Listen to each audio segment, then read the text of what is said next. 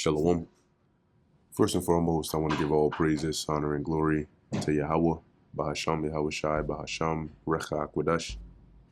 Double honors to the elders and the apostles of Great Millstone, and peace and blessings to the elect. And today we're going to go into the book of 2 Chronicles, the 12th chapter, continuing in the reign of Rehoboam, right? And getting a bit of details, right, about what type of king Rehoboam was. And we know he didn't qualify as one of the righteous kings before the eyes of the Lord. Now, this is 2 Chronicles chapter 12, verse 1, and this is after the 11th chapter where they had intended, right, Rehoboam had gathered forces and intended to go and fight against the northern kingdom to retrieve, the kingdom back under himself, all right, but ultimately the Lord stopped them from doing that. So 2 Chronicles chapter 12, verse 1, and it came to pass when Rehoboam had established the kingdom and had strengthened himself, he forsook the law of the Lord Yahweh and all Israel with him. And that was a very common something that a lot of these kings whose hearts weren't fully towards the Lord, they had that in common, which was once they were out of a struggle or out of a hard time and they were established and comfortable, then they forsook the Lord, right? They saw no need they got too comfortable, careless, complacent, whatever the case is, and then their heart stopped following the Lord fully, if at all. Verse 2, and it came to pass that in the 5th year of King Rehoboam, Shishak, king of Egypt, came up against Jerusalem because they had transgressed against the Lord. So the Lord put the spirit in Shishak and gave him the ability to be able to come against Jerusalem as a punishment for them having transgressed against the Lord. With 1,200 chariots and 70,000 horsemen, that's 60,000, and the people were without number that came with him out of Egypt, the Lubims and the Sukims and the Ethiopians, right? So the various tribes over there of the Egyptians, which we know these are ultimately descendants of Ham, right, in the bigger picture. So anyway, he comes up with with them, and he took the fenced cities which pertained to Judah and came to Jerusalem.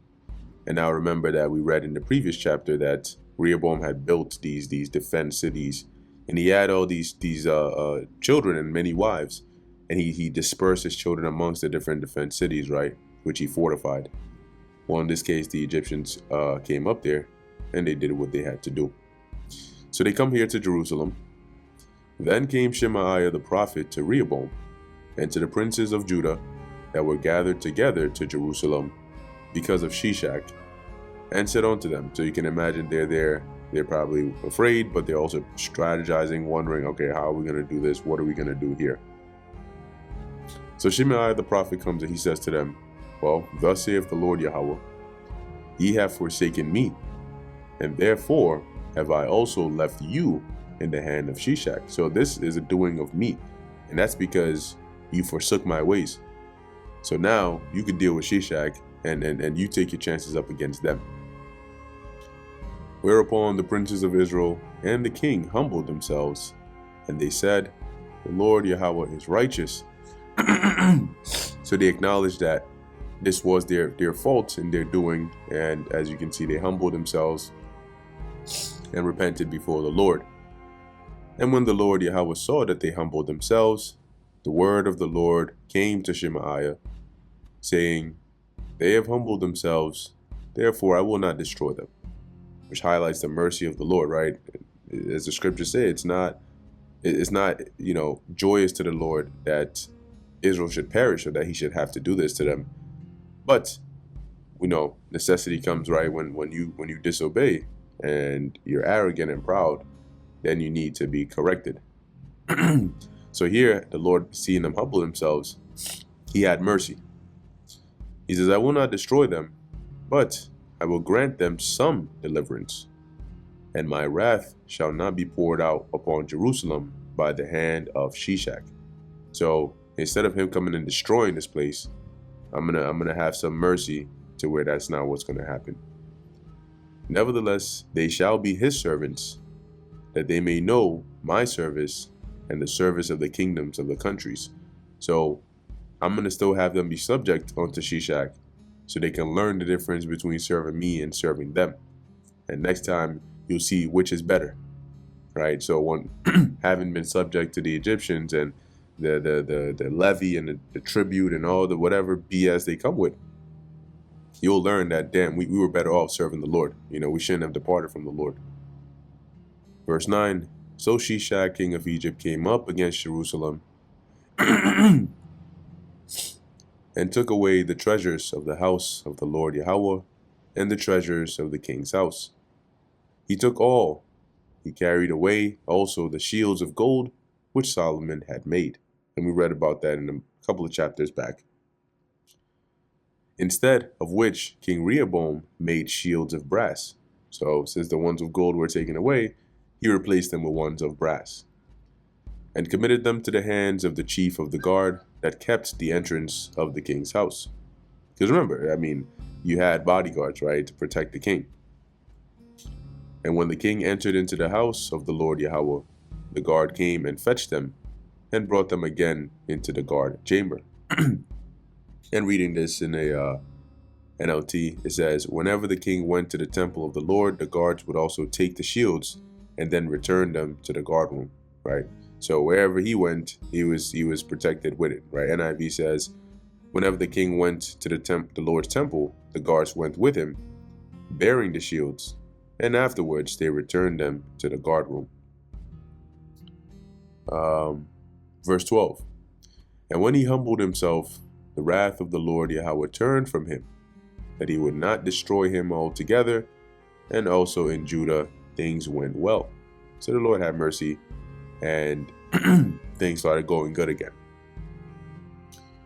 So King Rehoboam strengthened himself in Jerusalem, meaning he established his reign, and reigned.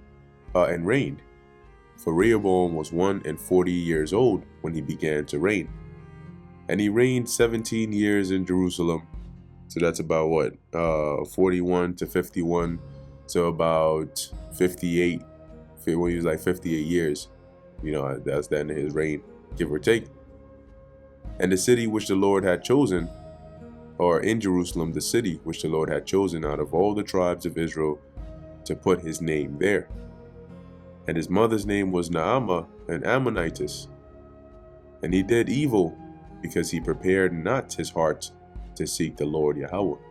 So the overall consensus or view of Rehoboam was that he wasn't one that sought the Lord with all his heart. Unlike some of the other kings, Hezekiah, King David, of course, and so on. Now the acts of Rehoboam, first and last, are they not written in the book of Shemaiah the prophet, and of Iddo the seer, concerning genealogies? And there were wars between Rehoboam and Jeroboam continually. And Rehoboam slept with his fathers, and was buried in the city of David, and Abijah his son reigned in his stead. And so, like I mentioned before, you can see it's pretty much the same story, but there's a bit more detail here going through it in the book of Chronicles as opposed to the book of Kings, right? So it's good to read them both, because you get, more pieces of the story or more pieces of the puzzle to get a bigger or clearer picture of what was taking place around this time. So anyway, with that, that brings us to the end of 2 Chronicles, the 12th chapter. Lord willing, this was edifying to the elect. In closing, I want to give all praises, honor, and glory to Yahweh, Bahasham, Yahweh Shai, Bahasham, Racha Kodash. And until next time, Shalom.